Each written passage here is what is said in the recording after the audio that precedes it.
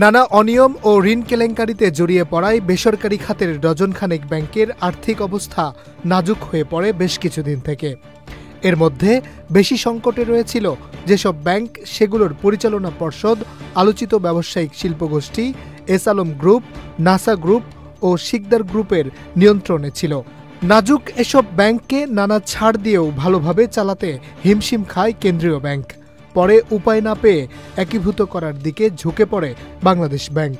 পরবর্তীতে একীভূত হতে যাওয়া দেশের 5 বেসরকারি ব্যাংকের পরিচালনা পর্ষদ ভেঙে দেওয়া হয় গেল 5 নভেম্বর বুধবার। ওই ব্যাংকগুলো হল first security Islami bank, global Islami bank, union bank, exim bank ও social Islami bank. Bangladesh bank সূত্রে জানা গেছে, পরবর্তীতে ওইসব ব্যাংকের দায়িত্ব বুঝে নেবেন বাংলাদেশ ব্যাংক নিযুক্ত প্রশাসকেরা। বাংলাদেশ ব্যাংক বুধবার সকালে ব্যাংকগুলোকে চিঠি দিয়ে জানিয়েছে, এখন থেকে এসব ব্যাংক চলবে ব্যাংক রেজুলেশন অধ্যাদেশের আওতায়। তবে 6 নভেম্বর বৃহস্পতিবার ঘুরে দেখা যায় ব্যাংকগুলোতে লেনদেন চলছে ঢিলেঢালাভাবে। প্রত্যাশার চেয়ে কম টাকা পেয়ে হতাশ আমানতকারীরা, সরকারের কাছে দ্রুত সমাধান চান। সেই কারণে সরকার যদি এরা দ্রুত পদক্ষেপ নেয় তাহলে আমাদের জন্য অনেক ভালো হবে, আমার জন্য ভালো হবে, আমাদের যারা দরিদ্র মধ্যবিত্ত লোক আছে এদের জন্য অনেক ভালো হবে। তবে নতুন প্রশাসকের প্রতি আস্থা রাখতে বলেন বাংলাদেশ ব্যাংক। যাদের খুব বেশি প্রয়োজন তারা যাতে সীমিত পরিমাণ অর্থ উত্তোলন করে, এবং সেই উত্তোলন করার সুযোগ এতদিন বন্ধ ছিল, সেটা কিন্তু এখন সৃষ্টি হলো। প্রকৃত চাহিদা যাদের আছে তারা পাবে, আর বাকিদেরকে বলবো আপনারা এই ব্যাংকের উপর আস্থা রাখুন। ভুক্তভোগী এসব ব্যাংক কর্মকর্তারা বলছেন, পরিচালনা পর্ষদ ভেঙে বাংলাদেশ ব্যাংকের পদক্ষেপ একটি জনকল্যাণমুখী পদক্ষেপ। দাবি করেন, বাংলাদেশ ব্যাংকের এমন পদক্ষেপে গ্রাহকদের মাঝে স্বস্তি ফিরে আসবে। আমরা অধীর আগ্রহে আমরাও ছিলাম যে কখন যে বাংলাদেশ সরকার এবং বাংলাদেশ ব্যাংক যে একটা পদক্ষেপ নিয়েছে, অত্যন্ত সুদূর প্রসারী পদক্ষেপ, যুগান্তকারী পদক্ষেপ এবং জনকল্যাণমুখী পদক্ষেপ।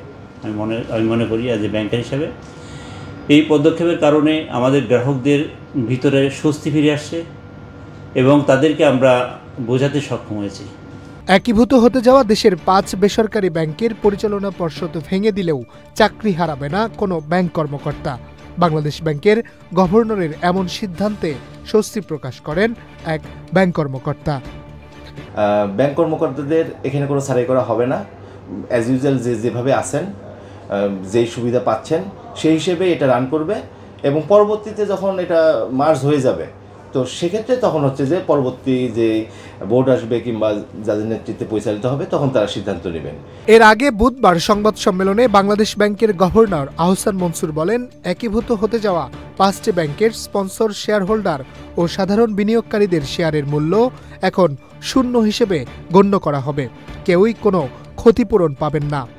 সেটার নেট অ্যাসেট ভ্যালু কতখানি আমাদের হিসাবে, সেটার নেট অ্যাসেট ভ্যালু হচ্ছে 350 টাকার নেগেটিভ বা 420 টাকার নেগেটিভ, এরকম। তো 420 টাকা বা 350 টাকার নেগেটিভকে আমরা তো ওই নেগেটিভ আদায় করতে যাচ্ছি না, ইটস এ লিমিটেড লায়াবিলিটি। প্রকৃতপক্ষে তো এটাও আদায় করা উচিত ছিল জনস্বার্থে। তো আমি মনে করি যে এটাকে জিরো করে দেওয়া হচ্ছে, নেগেটিভটা ধরা হচ্ছে না, কাজে কেউ কিছু পাবে না, এইটুকুই বলতে পারি। ব্যাংক ক্ষতিগ্রস্ত করতে যারা যে ধরনের অপকর্ম করেছে তাদের বিরুদ্ধে সরকার আইনগত ব্যবস্থা নিচ্ছে বলেও উল্লেখ করেন তিনি। Harunur Rashid, channel I.